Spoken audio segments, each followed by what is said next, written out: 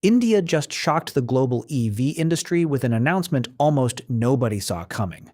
And it has nothing to do with a new car.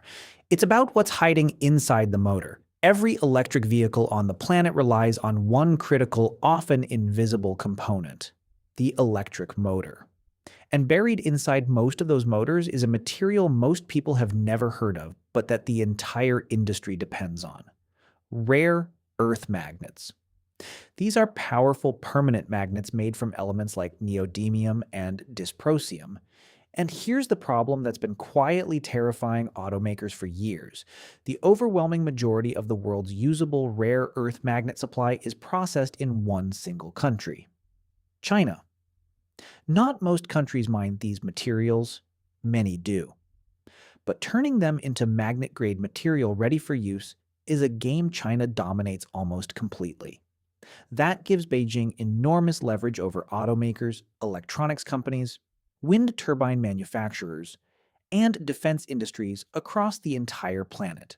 Tighten the export tap, and factories thousands of miles away can grind to a halt within weeks. This isn't a hypothetical threat either. China has used this leverage before.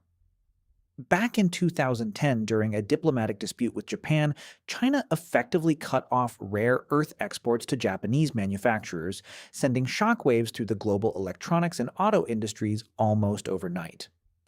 More recently, in 2023 and again in 2025, China tightened export licensing requirements on rare earth magnets, forcing automakers and defense contractors worldwide to scramble for alternatives or face production delays.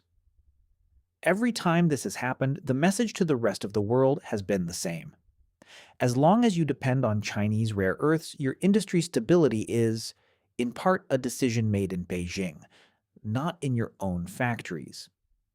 India knew this vulnerability better than almost anyone. Nearly every electric vehicle rolling off Indian assembly lines has depended until now on this same imported China-controlled component. And then India dropped a bombshell. A Bengaluru-based deep tech company just secured its fifth Indian patent for a completely new kind of electric motor, one that eliminates rare earth magnets entirely. It's called the Virtual Magnet Synchronous Motor, or VMSM, and instead of relying on a physical magnet, it uses a software-controlled electromagnetic system to simulate the exact magnetic behavior a rare earth magnet would normally provide. In plain terms, India just engineered its way around one of China's most powerful choke points on global manufacturing. And this isn't a lab experiment sitting untouched on a shelf somewhere. Behind this technology sits more than 87,600 engineering hours of development, and it has already moved into real pilot programs with established two-wheeler and passenger vehicle manufacturers, meaning actual companies building actual vehicles are testing this motor right now in real products. The platform is also expanding to cover light commercial vehicles, heavy commercial vehicles, and industrial systems ranging from 200 to 600 kilowatts, a power range that stretches from delivery vans all the way to heavy industrial machinery. And India isn't stopping at one announcement. Ola Electric, one of the country's largest EV makers, just received government approval to build its own in-house ferrite motors, another rare earth-free alternative, for its electric scooters and motorcycles.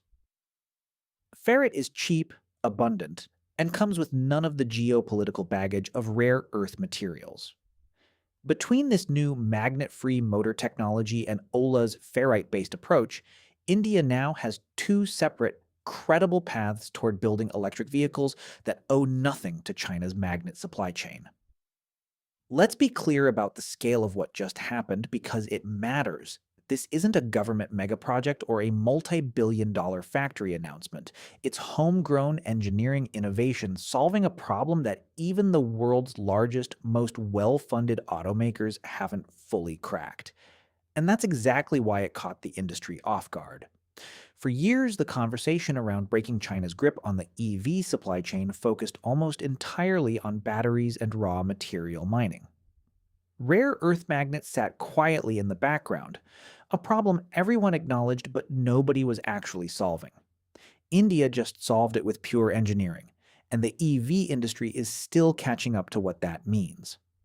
It's also worth noting that India isn't the only country trying to solve this. Companies in the US and elsewhere have experimented with alternative motor designs too. Switched reluctance motors, axial flux designs optimized for cheaper ferrite magnets, even fully magnet-free architectures. But most of these efforts are still confined to research labs or small-scale trials. What sets India's breakthrough apart right now is speed. A company barely a year old already has patents secured and pilot programs running with real manufacturers, while comparable projects elsewhere are still years from that stage. Here's why this goes far beyond just cars. Rare earth magnets aren't only an EV problem. They're essential to wind turbines, military hardware, robotics, and consumer electronics.